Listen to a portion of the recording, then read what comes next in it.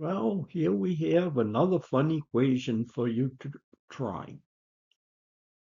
This one is 2 times the fourth root of x plus the square root of x minus 3 equals 0.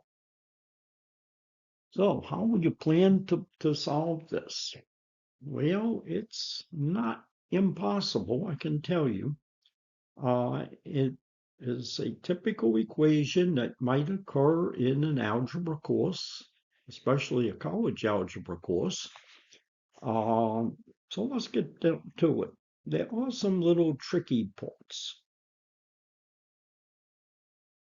It sure looks similar to a quadratic equation, but be careful. So if I had something with x to the fourth, an x term, a constant term, I could solve that real easily. But there's a problem. The problem is the order is wrong. So we have to rearrange it. So the x squared is x to the fourth squared. So this should be the lead term. So the equation should look like x to the 1/2 plus 2x to the 1/4 minus 3 equals 0. Incidentally, putting square roots and fourth roots in exponential notation is a whole lot easier to work with. We don't want to be incumbent with the radicals. So now we have what looks like a decent equation.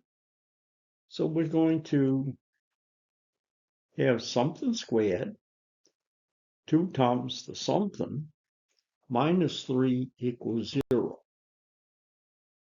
Well, you could just work with the something, x to the 1/4, just like it is, but it's better to go ahead and make it a little bit friendlier. So we're going to make a substitution.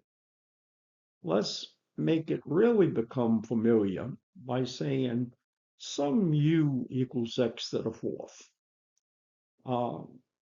Just renaming x to the fourth.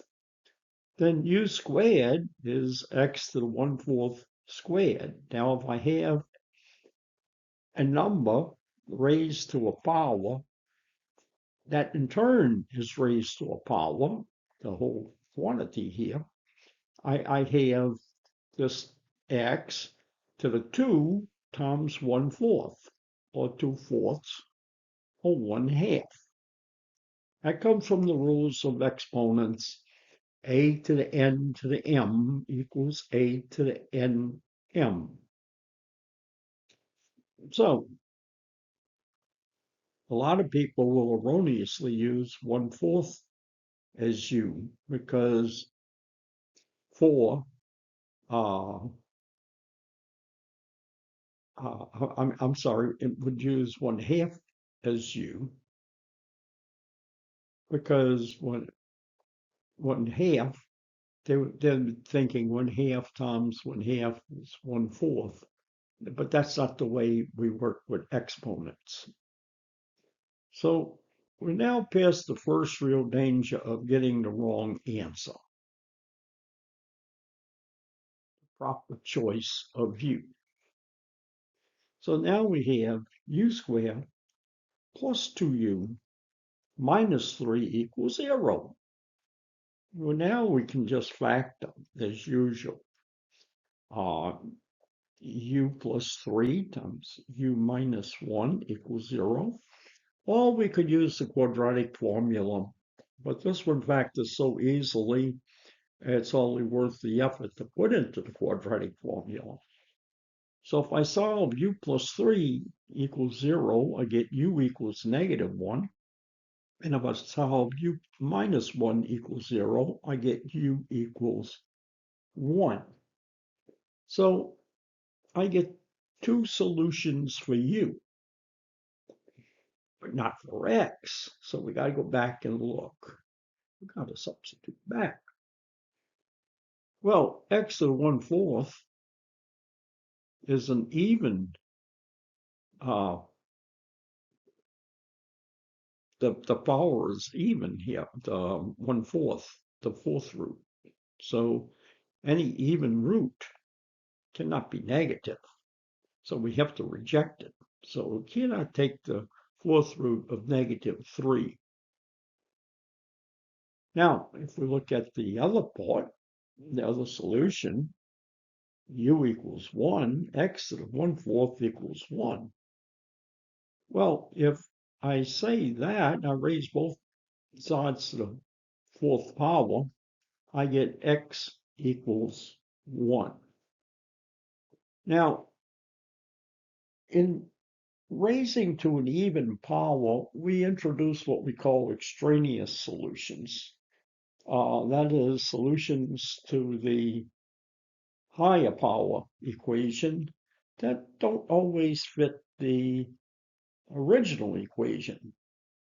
So whenever we raise to an even power, we have to go back and check to make sure. And that is not an optional step. So since we've raised to an even power, checking is required. So we plug back into the original equation, 1 to the 1/2 power, or the square root of 1, plus 2 times 1 to the 1/4 power, minus 3 equals 0. Well, this gives us 1 plus 2 minus 3 equals 0. And I don't even think we need to use the calculator here.